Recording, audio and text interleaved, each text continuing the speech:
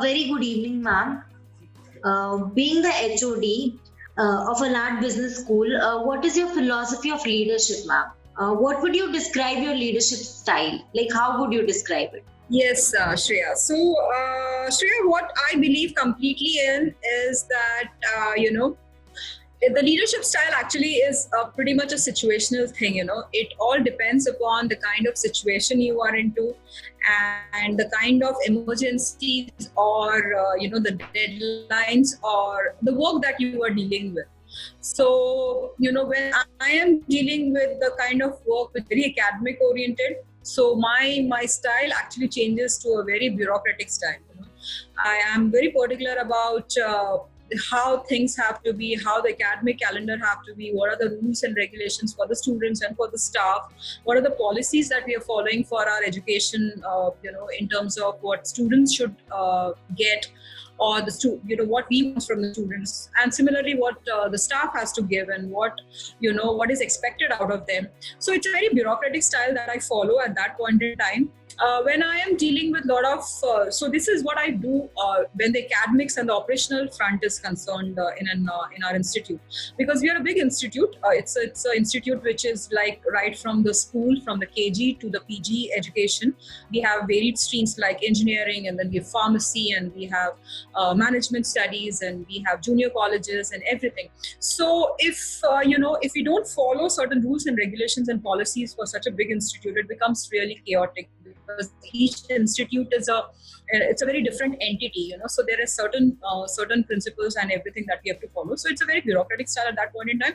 And when I am into a situation wherein how universities are and how COVID situation happened and such things keep happening, and it keeps impacting the educational sector a lot, at that point in time, I cannot follow any rule or regulation. It cannot be bureaucratic that this is my policy and these are the things and all that. So when a lot of admissions are concerned, when a lot of placements issues happen, we are very much particular about the placements and everything.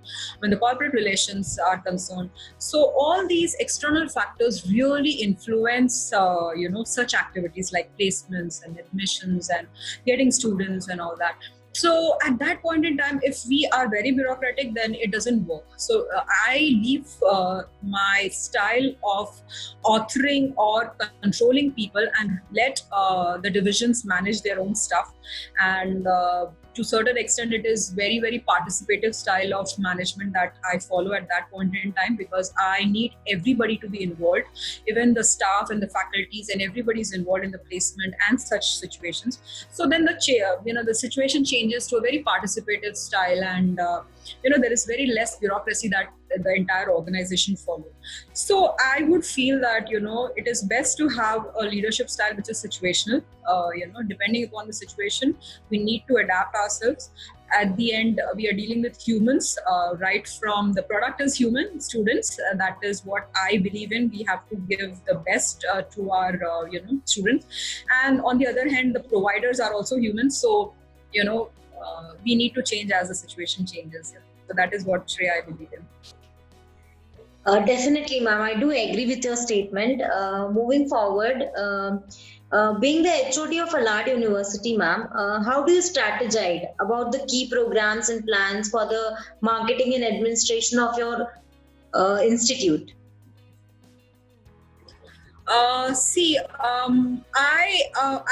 am not sort of, to be very precise, I'm not an HOD, of ALARD Institute. We are a very big institute. I'm a dean of one of the institute, which is the management science, which takes care of MBA, BBA, BCA, and MCA courses. And I manage as a CEO of varied other institutes like engineering and pharmacy and stuff like that. So very, very operational for the management institute, that is MBA, BBA, and BCA and MCA. And by operational, I mean in an education sector, operation is all about education and academics and all that, and examinations and discipline and all of that. So I take care of that in this institute, management sciences. And then I look into the overall operational marketing activities and corporate relations of other institutes where I'm the CEO of those institutes. So you want to know what we do for the marketing or the corporate relations? I mean, dealing with the external bodies. That is what you want to know. Sure, ma'am, we can go ahead with that. I assume that is what you had asked. So for the marketing and for corporate relations, basically dealing with the outside world, when we do that, it changes, Shreya. It is so dynamic. We cannot pre-assume that what is the strategy that is going to be there for this year or for the next year, or do we follow the same practices that we had done last year. Because you would have seen the dynamics have completely changed. Even when we are imparting the education, that has completely changed. We have, we are not even assuming that offline would start very soon. So we are completely online. Things are going in a very different and a very seamless way, though. But that has completely changed. Our delivery model has changed. The mode has changed in the sense we are completely online. And similarly with the marketing and the placement activities, that is all gone online. The corporate relations have gone online. We are dealing, our guest lectures and all of those activities that has gone online. So we are having so much of interaction with the with the corporates and hosting sessions, placement sessions for our students, final year students, again online. So this is what we follow. We as an organization, we are a dynamic organization. We change to as the situation is demands. And similar is with the marketing. The model that we have adopted, we have completely gone online. We are accepting forms online. We have 360-degree view of the college so that students can see our college right from where they are. So these are the things which we have adopted, considering that students would not be able to come and see us or meet us while taking the admissions. So what are the concerns which students would have or their parents would have? Because as I said, we are into junior colleges also. We are into managing admissions of students who are in 12th standard getting into engineering and all of that.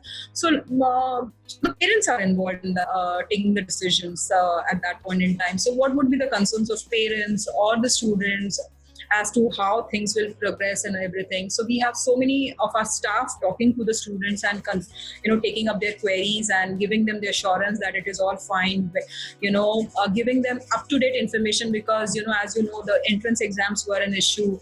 Students were not knowing whether the exams would happen, what would happen, when the admissions will start, will this year be an academic year, or it will just directly go to the. So there were a lot of concerns.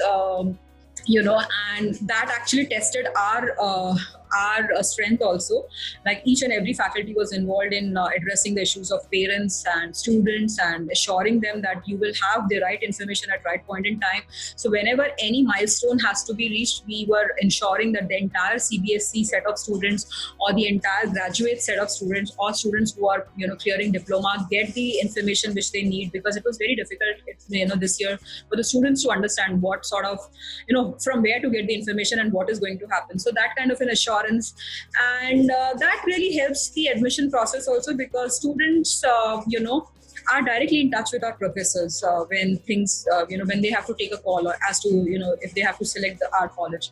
So this is the kind of assurance that we give, and that ensures the admission in our college. So that is on the marketing front. We are not really gung-ho over doing a lot of hoardings and all that. You will never find our hoardings and all anywhere, but it is the professor's strength and their connectivity with the students and the past which really help us get the fresh batch.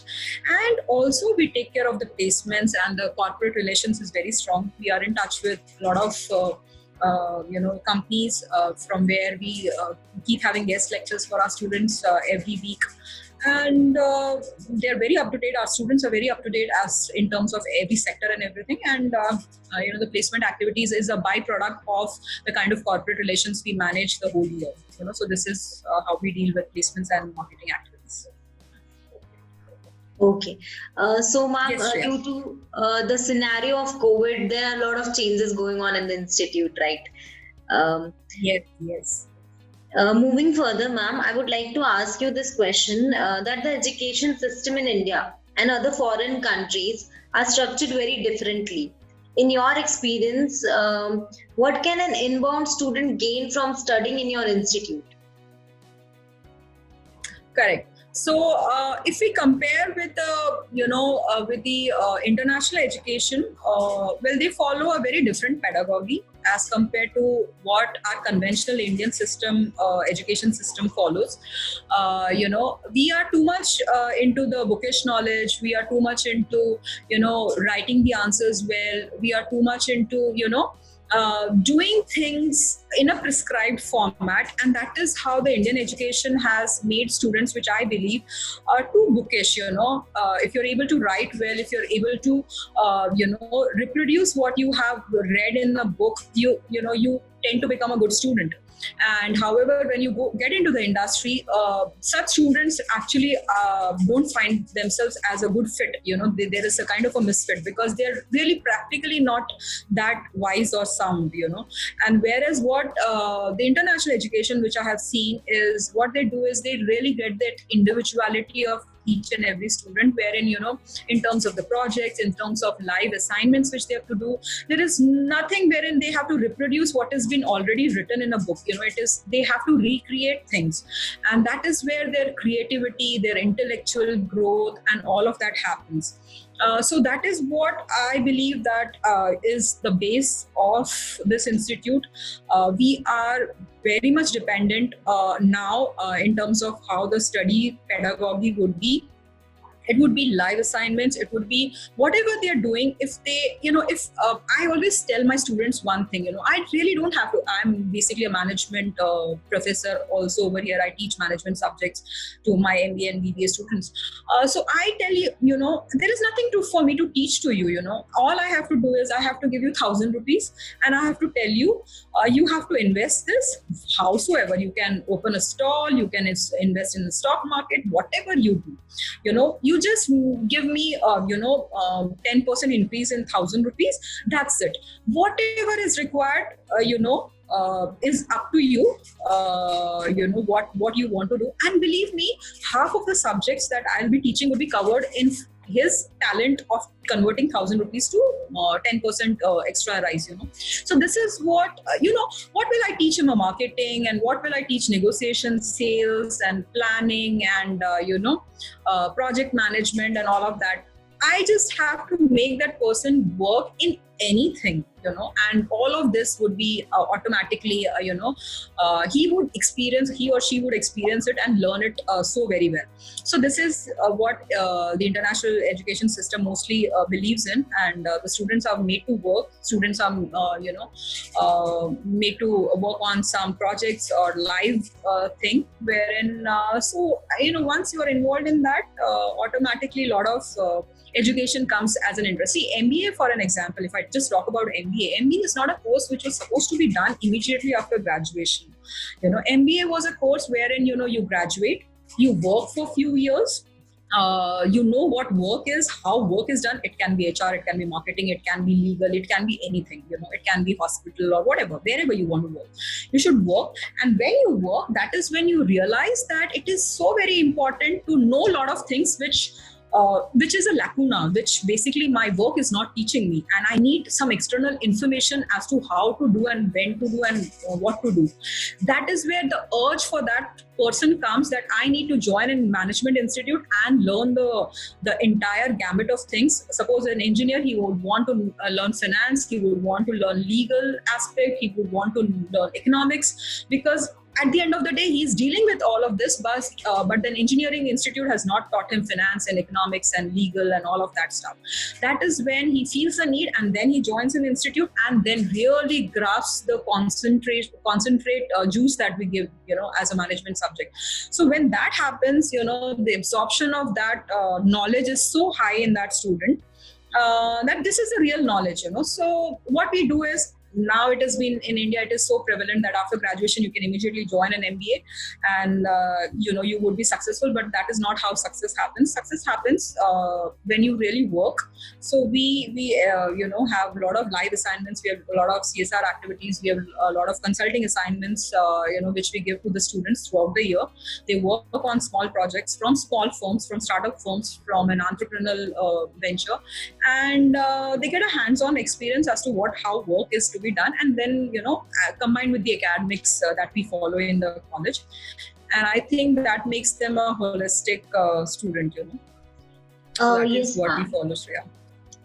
As you were saying, ma'am, like there are people should go for MBA after they have worked. But basically, ma'am, I would For just some like to time. ask, there are not too much of job opportunities after graduation, like after graduation. Correct. So how do you put That up is. that thing? So that is what is the real crux of the matter. I don't know what to tackle first, the chicken or the egg, what came first. So I don't know where the issue is. Whether should we say that they do MBA because they don't have job, and or vice versa.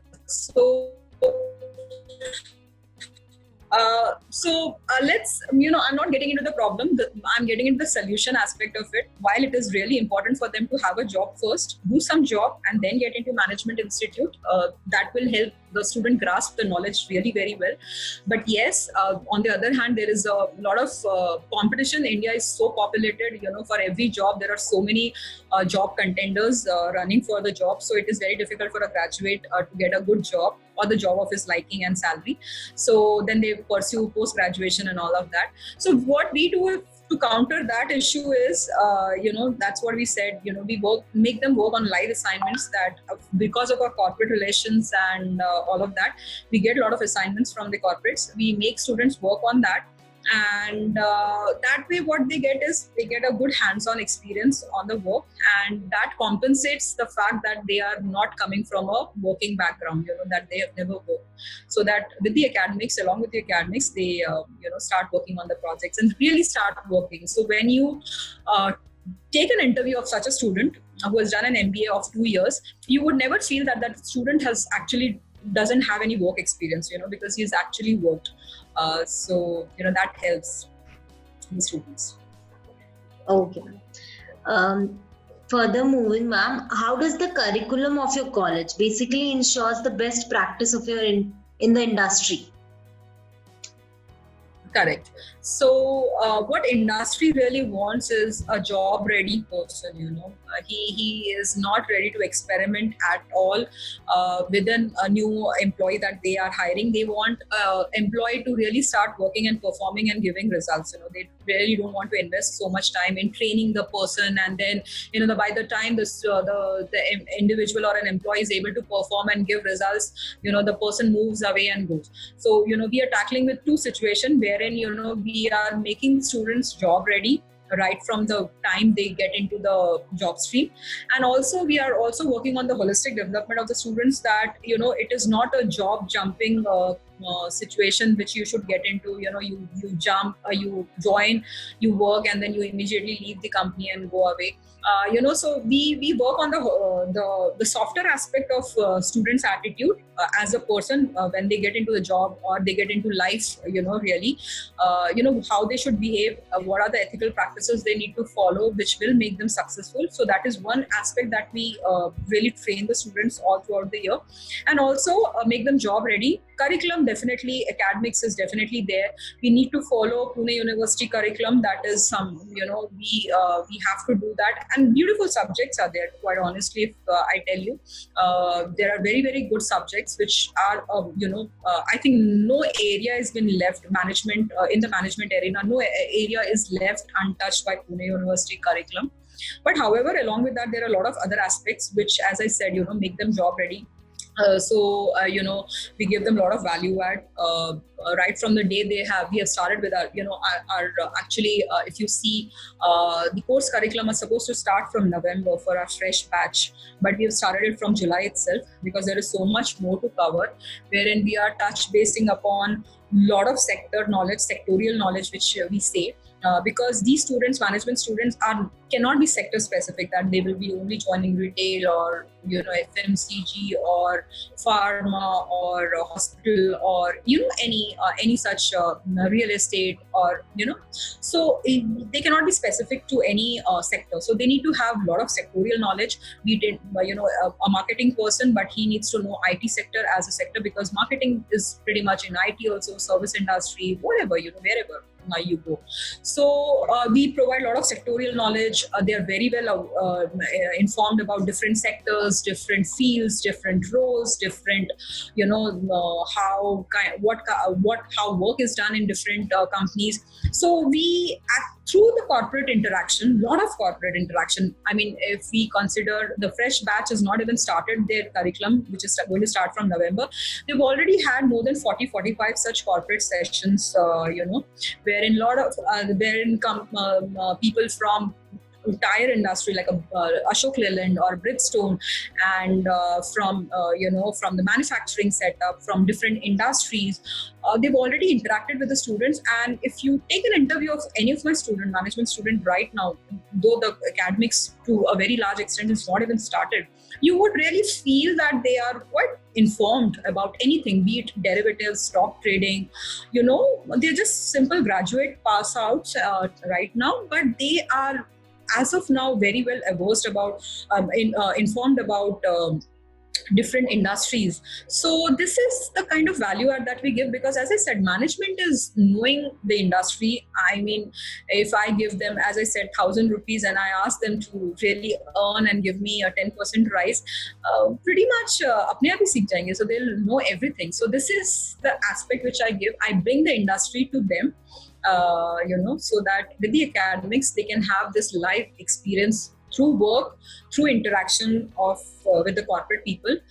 So they don't feel that they are not there in the industry or they don't know anything about it. I make them read the newspaper.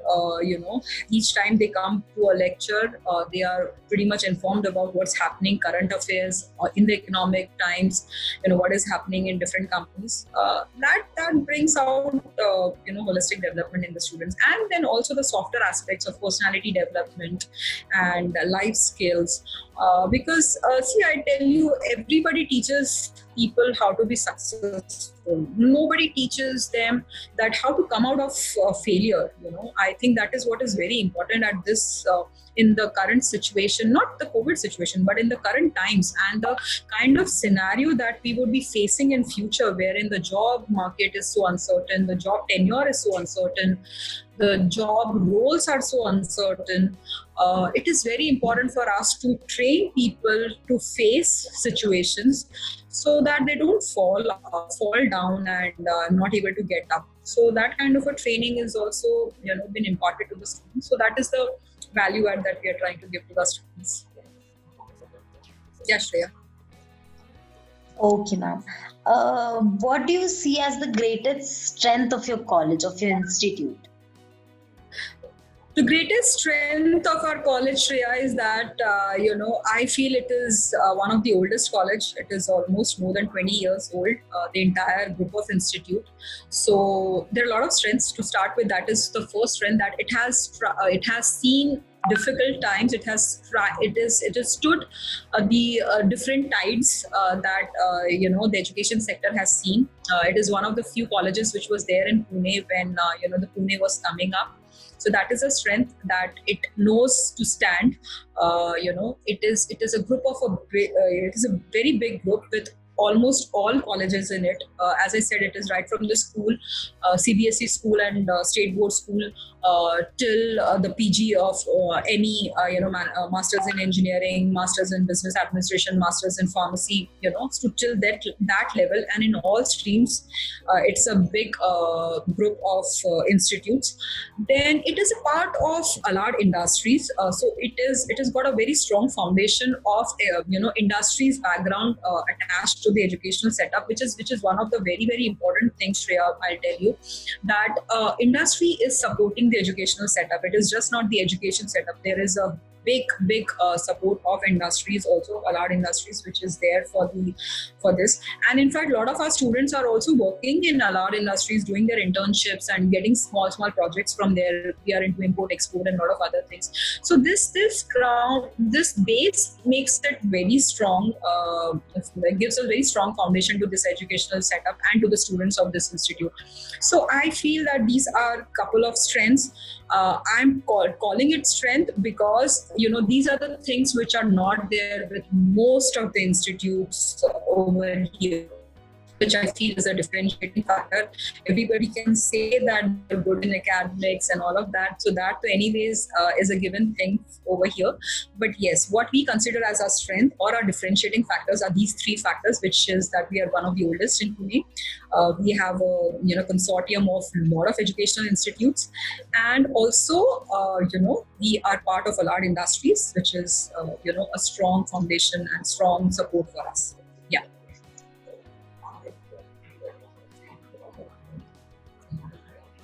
Okay, ma'am. What do you think should be like institute's top priority over the next 10 years or 5 years down the lane? Yes. So the top priority, and that is what our lookout is for next 10 years is a big period. I am talking about 3 years down the line. We wanted to become a university. We have the entire infrastructure. We have everything in place to become a university. So this is what we are planning to do in next 3 years, and this is where, and we are planning to have few more colleges with us. Like we don't have law college, so we are planning to apply for law. So that is the only thing which is left, that we don't have. And also we are planning to start an Ayurvedic college, Ayurvedic medical college, because the chairman has a vision. He believes in Ayurveda and the best practices of Ayurveda. So he wants to start an Ayurvedic medical college over here. So these are the two things that we are looking in the near future and planning to form a university.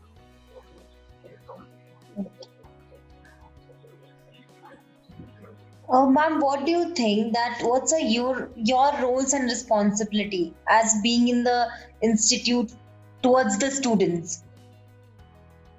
Okay, so my roles and responsibility as my individual or personal roles and responsibility, or as an responsibility of the institute towards the student. So you as in, because you can be me also, and you can be my institute also. So in the sense of an institute, yes, ma'am. Yeah, so institute definitely, it would be very clear from whatever I've said. There are two aspects that, it is very important for an institute to provide to a student or a student community is a good academics. Definitely, it should not be a bookish knowledge. If my student is able to write a definition of marketing very well, I would not consider that as a great thing unless he really knows what marketing is and can really implement the concepts which he has learned in real life. So, I always tell my students, see, it doesn't matter if I teach you what is the definition of forest. So forest has a lot of trees. And when I tell, he is moving from one tree to the other and says, ma'am, there were 100 trees. So I say, does that make it a forest? Is it a forest? Oh, that I don't know. So then what is the point, if you really can't implement the knowledge that you have gained, so that is not that really doesn't hold any value, because the corporate world will not really value the students then. So it is a lookout of the institute that not only imparting academic education is very important, but making them job ready, giving them the skills which they can implement while working is something which is very important. And the second aspect is an overall development of the students, because you would see a lot of IITians and a lot of IIMians, alumni of IIM. failing in their real life. Actually, you would see that they are retiring at an age of 32 or 35 or 40, saying that they had enough of everything, they have seen it all. I believe that this is a very loser strategy, because you could not handle failures. Even IIT students, even IIM students, they would face failures at some point in time. Failure basically is what you had an expectation of and you don't get it, so that is a failure. As simple as that. One student, if he has aimed for 2 rupee and he gets 3 rupee, he feels successful. If a person aims for 100 rupees, which is much more than 3 rupee, but gets 98, he feels that it is a failure in life. So whatever expectation you have set, IITian would have set expectation of 100 rupee, a normal person would have set an expectation of 2 rupees, whatever. I'm just giving a random example. So you would find failure. Nobody would be satisfied at any point in time. They would face failures. How do you deal with those failures and how do you emerge as a successful person is also the lookout of college or an institute to give to the students, so that they always remain, as we say, lambi race ka ghoda. You should not burn out yourself at a very early age and wash out. I want all my students to be successful throughout, which means they should have endurance, they should have persistence, perseverance to really continue throughout. And if they have those qualities, I'm sure they'll be very successful. So that is what the college, endeavors to do with their students. Okay. Yes. Ma'am, what would you like people, like around students, to know about your institute? So what is the USP? You can say, what is the USP of your institute, ma'am? Right. So the USP of this college is, as I say, it is a consortium of so many institutes. So we pretty much are a very holistic educational, you will find a lot of colleges who are just an MBA college, or who are just an engineering college, or who are just graduate colleges. So it is very difficult to have a holistic perspective of anything, with such colleges. It is very difficult to have a holistic perspective as to how the industry is moving and what is happening, what is the current trend or a wave of the industry, but as we are into everything, so we pretty much have an experience of getting into any sector, any sort of stream or field. So this is the kind of stability that we give to the student, that we understand the industry, the dynamics of industry as a whole, and just not in part and pieces, like only an MBA institute or an engineering institute or a pharmacy institute and such like that.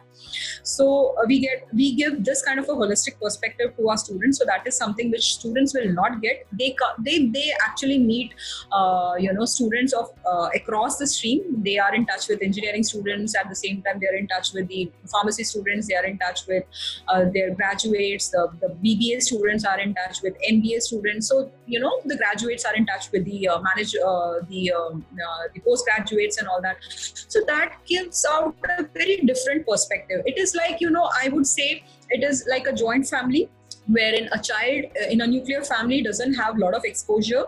The kind of development which that child has is very different versus a child who has got siblings, like who has got brothers and sisters, or different relatives staying at that place, the grandparents staying at that place and all of that.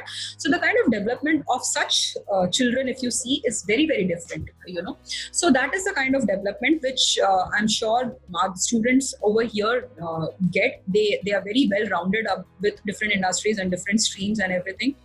It is a very old institute. As I said, it is, stood the times, different times, so that is, it is not a mom and pop shop wherein, it's a 5-year or a 4-year-old institute, who is yet to establish themselves and all that. So students feel insecure in such an institute. What will happen, if the institute? So we have really stood the times. And, the USP is, as it is part of industries, there are a lot of job opportunities that our students get.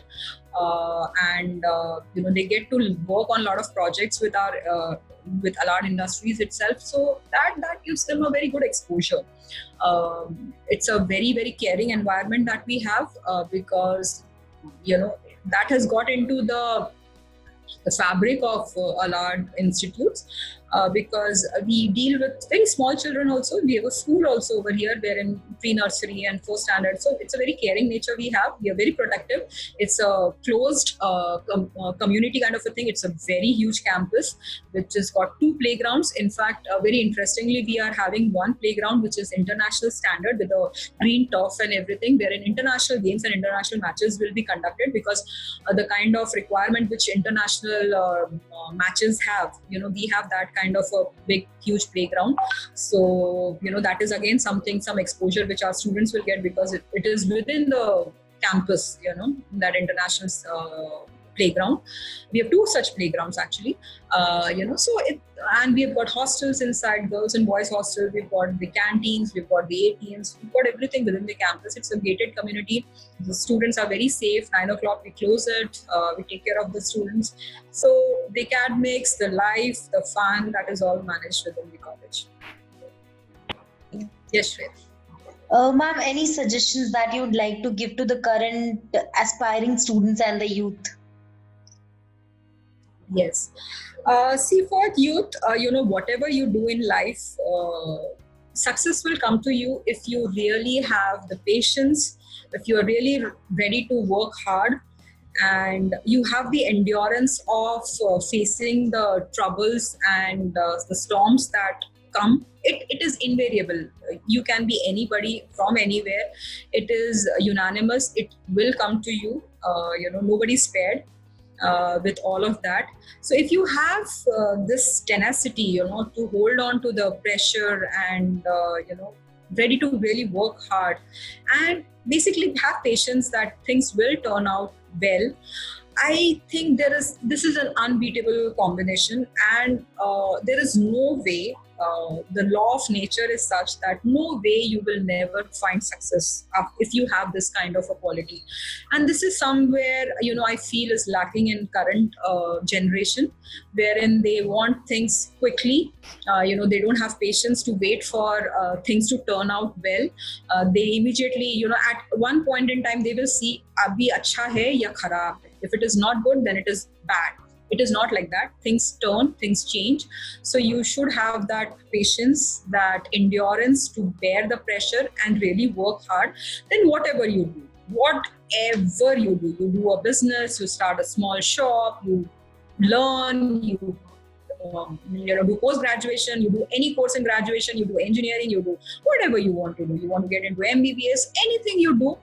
I think if you have these qualities, you will be successful. So immaterial of whether engineering gives you success or management gives you success or doctorate gives you success, it is not the course which gives you success. It is basically your own nature, and the way you deal with the situations and the way you accept life really gives you success. And I think that is what the current generation should really focus on. Okay. Thank you, ma'am. Thank you so much for your time. Thank you, Shreya. Thank you.